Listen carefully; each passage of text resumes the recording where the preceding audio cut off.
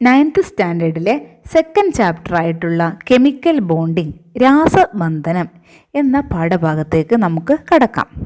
ഇതിലെന്തൊക്കെയാണ് പറയുന്നത് നോക്കാം. Molecules of compounds are formed by the combination of atoms of different elements. അതായത് വ്യത്യസ്ത മൂലകങ്ങളുടെ ആറ്റങ്ങൾ കൂടിച്ചേർന്നാണ് സംയുക്ത തന്മാത്രകൾ ഉണ്ടായിരിക്കുന്നത്, അല്ലേ? തന്മാത്രകളൊക്കെ ഉണ്ടായിരിക്കുന്നത് വ്യത്യസ്തമായ ഡിഫറെൻ്റ് ആയിട്ടുള്ള elements, atoms of different elements, വ്യത്യസ്ത മൂലകങ്ങളുടെ ആറ്റങ്ങൾ ചേർന്നിട്ടാണ് സംയുക്തങ്ങൾ ഉണ്ടായിരിക്കുന്നത്. ഈ ചാപ്റ്ററിൽ നമ്മൾ പഠിക്കുന്നത് എങ്ങനെയാണ് ആറ്റങ്ങൾ തമ്മിൽ കൂടിച്ചേരുന്നത്, how do atoms combine together. എന്തിനാണ് ആറ്റങ്ങൾ തമ്മിൽ കൂടിച്ചേരുന്നത്, why do atoms combine together. എല്ലായ്പ്പോഴും ആറ്റങ്ങൾ ഒരേ രീതിയിലാണോ കൂടിച്ചേരുന്നത്, അതുപോലെ തന്നെ തന്മാത്രകളിൽ ആറ്റങ്ങൾ ചേർന്ന് നിൽക്കാനുള്ള കാരണം എന്താണ്, how are the atoms in molecules held together. ഈ കാര്യങ്ങളെല്ലാം നമുക്ക് ഈ ചാപ്റ്ററിലൂടെ പഠിക്കാം. ഇത് നമുക്ക് ആദ്യം പഠിക്കാനുള്ളത് ഇലക്ട്രോണിക് കോൺഫിഗറേഷൻ ആൻഡ് സ്റ്റെബിലിറ്റിയാണ്. ഇലക്ട്രോൺ വിന്യാസവും സ്ഥിരതയും.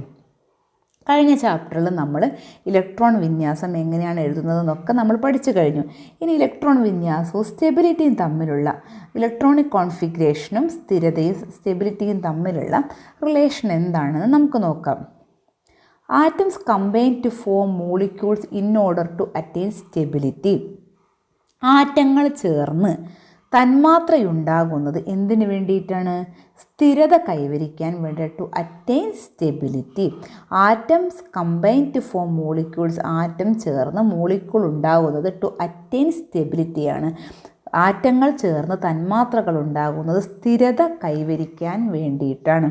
ഇനി നമ്മൾ പീരിയോഡിക് ടേബിളിലെ 18th ഗ്രൂപ്പ് മൂലകങ്ങളായിട്ടുള്ള നോബിൾ ഗ്യാസസ്, അതായത് ഉത്കൃഷ്ടവാതകങ്ങൾ, അലസവാതകങ്ങൾ, ഇനേർട്ട് ഗ്യാസസ്, ഇവയുടെ ഇലക്ട്രോണിക് കോൺഫിഗറേഷൻ, ഇലക്ട്രോൺ വിന്യാസം എങ്ങനെയാണെന്ന് നോക്കാം. എല്ലാവരും ഈ ടേബിളിലേക്ക് നോക്കിയേ.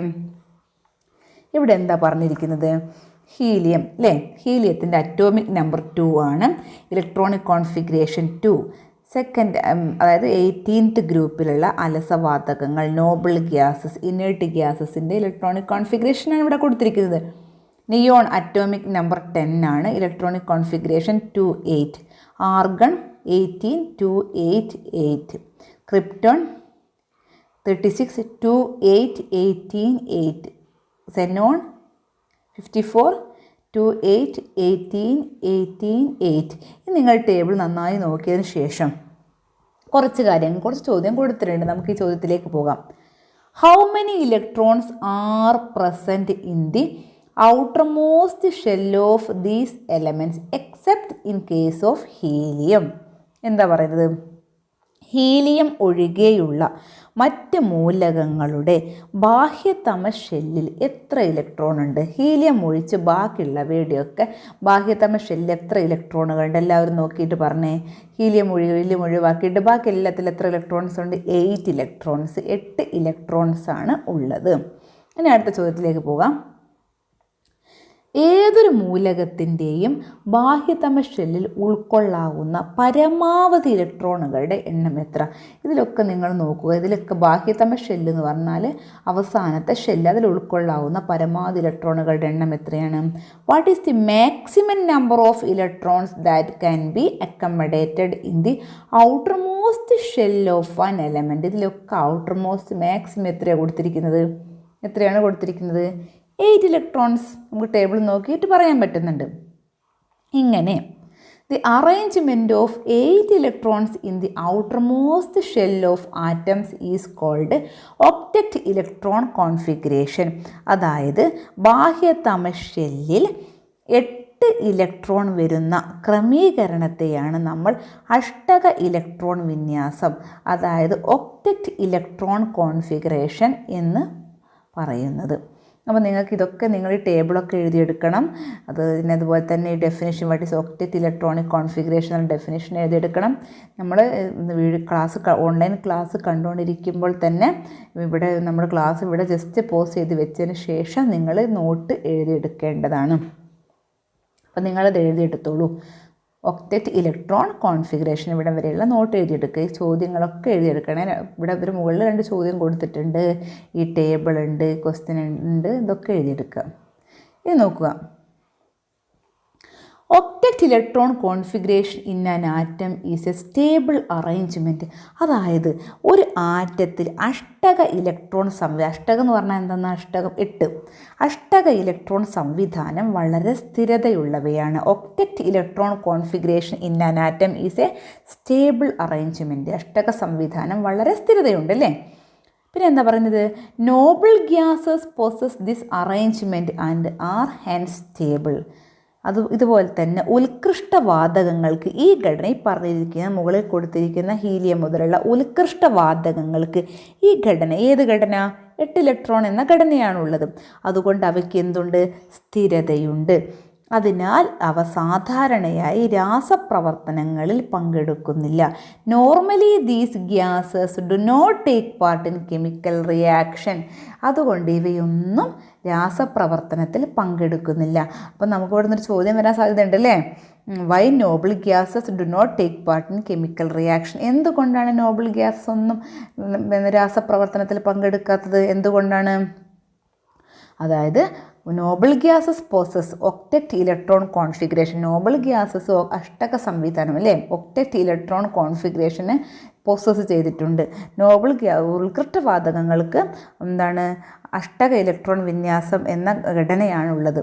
അതുകൊണ്ട് അവയ്ക്ക് എന്തുണ്ട്? സ്ഥിരതയുണ്ട്. Hence and are hence stable. അതുകൊണ്ട് ഇവയൊക്കെ എന്താണ്? സ്റ്റേബിളാണ്.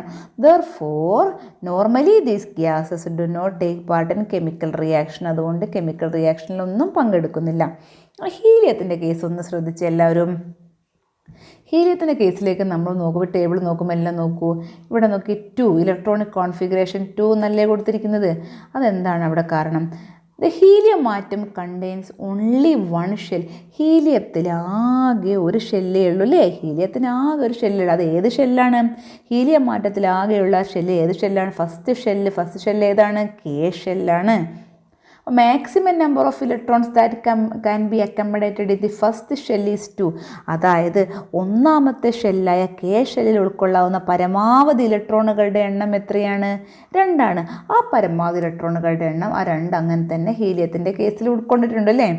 ഹെൻസ് ഹീലിയത്തിൻ്റെ കാര്യത്തിൽ അതുപോലെ തന്നെ 2 ഇലക്ട്രോൺ സംവിധാനം സ്ഥിരതയുള്ളവയാണ്. Hence the doublet electronic configuration of helium is stable. 2 electron configuration എന്ന സംവിധാനം ഹീലിയത്തിൽ സ്റ്റേബിളാണ്. കാരണം എന്താണ്? ഹീലിയത്തിൽ ആകെ helium atom contain only 1 shell. The maximum number of electrons that can be accommodated in the first shell, that is 2. So the doublet configuration of helium is stable. അത് ഹീലിയത്തിൻ്റെ 2 electron സംവിധാനം വളരെ സ്ഥിരതയുള്ളവയാണ്. ഇനി കുറച്ച് മൂലകങ്ങളുടെ എലമെൻസിൻ്റെ ഒക്കെ ഇലക്ട്രോണിക് കോൺഫിഗറേഷൻ, ഇലക്ട്രോൺ വിന്യാസം കൊടുത്തിട്ടുണ്ട്. നിങ്ങളൊന്ന് നോക്കിയേ. മെഗ്നീഷ്യം അറ്റോമിക് നമ്പർ 12 ആണ്. അപ്പോൾ ഇലക്ട്രോണിക് കോൺഫിഗറേഷൻ നമ്മളെങ്ങനെ എഴുതുക? 2 8 2. ഓക്സിജൻ 8 2 6. സോഡിയം 11 2 8 1. ക്ലോറിൻ 17 2 8 7. അപ്പോൾ ഞാൻ ഒരു ചോദ്യം ഇവിടെ ഉണ്ട്. Do the elements in the table have stability? Why? അതായത് ഈ പട്ടിക ടേബിളിൽ കൊടുത്തിരിക്കുന്ന ആറ്റങ്ങൾക്ക് സ്ഥിരതയുണ്ടോ? എന്തുകൊണ്ട്? ഇവയ്ക്ക് സ്ഥിരതയുണ്ടോ? സ്റ്റേബിളാണോ? നമ്മളാദ്യം പറഞ്ഞു സ്റ്റേബിൾ ആവണമെങ്കിൽ എന്തുണ്ടായിരിക്കണം? 8 electrons in the outermost shell. ബാഹ്യതമ ഷെല്ലിൽ 8 ഇലക്ട്രോൺ ഉണ്ടായിരിക്കണം. ഇവയ്ക്ക് ഏതിനെങ്കിലും ഒന്നിന് 8 ഇലക്ട്രോൺസ് ഉണ്ടോ? 8 ഇലക്ട്രോൺസ് ഉണ്ടോ? ഇല്ല. അപ്പോൾ നമുക്ക് ആൻസർ എഴുതാം നോ, സ്റ്റേബിൾ അല്ല. Why? Because it does not stabilized by the octet electron configuration. ഇതൊന്നും എന്താണ്? does not stabilized by the octet electron configuration. ഇത് എന്താണ്? അഷ്ടക ഇലക്ട്രോൺ വിന്യാസം ഇല്ലാത്തതിനാൽ, ബാഹ്യതമ ഷെല്ലിൽ 8 ഇലക്ട്രോൺ വരുന്ന അഷ്ടക ഇലക്ട്രോൺ വിന്യാസം ഇല്ലാത്തതിനാൽ ഇവയൊന്നും സ്ഥിരത ഉള്ളവ അല്ല. നിങ്ങളിതൊക്കെ എഴുതി വെക്കണം കേട്ടോ.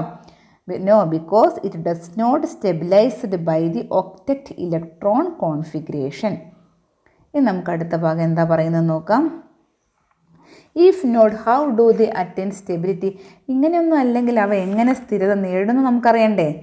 ഇവയൊന്നും സ്ഥിരതയില്ല എന്നും പറഞ്ഞ് ഇവർക്ക് ഇരിക്കാൻ പറ്റുമോ? ഇവർക്ക് സ്ഥിരത വേണ്ടേ? How do they attain stability? അവ എങ്ങനെയാണ് സ്ഥിരത നേടുന്നത്? എങ്ങനെയാണ്? എങ്ങനെയാണ് സ്ഥിരത നേടുന്നത്? ഒന്നുകിൽ നോക്കുക, either by donating or accepting electrons. ഒന്നുകിൽ ഇലക്ട്രോണെ ഡൊണേറ്റ് ചെയ്യുക, അല്ലെങ്കിൽ ഇലക്ട്രോണെ സ്വീകരിക്കുക. ഇങ്ങനെയാണ് ഇവ സ്ഥിരത നേടുന്നത്. ഇവ സ്ഥിരത നേടുന്നത് എങ്ങനെയാണ്? ഒന്നുകിൽ ഇലക്ട്രോണിനെ വിട്ടുകൊടുക്കുകയോ അല്ലെങ്കിൽ ഇലക്ട്രോണെ സ്വീകരിക്കുകയോ ചെയ്തിട്ട് ഇവ സ്ഥിരത നേടാം. Either by donating or accepting electrons, അങ്ങനെ നേടാം. അപ്പോൾ നമുക്ക് നോക്കാം, ഇങ്ങനെ ഒന്നുകിൽ ഇലക്ട്രോണെ വിട്ടുകൊടുക്കുക അല്ലെങ്കിൽ ഇലക്ട്രോണെ സ്വീകരിക്കുക. ഇതൊക്കെ നടക്കണമെങ്കിൽ ഒരു പ്രോസസ്സ് ഉണ്ട്. അതിനാണ് നമ്മൾ പറയുക കെമിക്കൽ ബോണ്ടിങ്. എന്താണ് പറയുന്നത്? രാസബന്ധനം. അതായത് രാസബന്ധനത്തിലൂടെ ആറ്റങ്ങൾ ബാഹ്യതമ ഷെല്ലിൽ 8 ഇലക്ട്രോൺ ക്രമീകരണം നേടി സ്ഥിരത കൈവരിക്കുന്നു. അതായത് atoms acquire stability. Atoms stable ആവുന്നത് എങ്ങനെ? By attaining an 8 electron configuration. 8 electron കോൺഫിഗറേഷനായിട്ട് മാറുന്നത് എങ്ങനെ? In their valence shell. അവയുടെ വാലൻസ് ഷെല്ലിൽ, വാലൻസ് ഷെൽ എന്ന് പറഞ്ഞാൽ ഔട്ടർ മോസ്റ്റ് ഷെല്ലാണ്. വാലൻസ് ഷെല്ലിൽ 8 ഇലക്ട്രോൺസ്, അതായത് 8 ഇലക്ട്രോൺസ് ആയിട്ട് മാറുന്നു. ഇങ്ങനെ ക്രമീകരണം നേടിയിട്ട് അവ എന്ത് ചെയ്യുന്നു? സ്ഥിരത കൈവരിക്കുന്നു.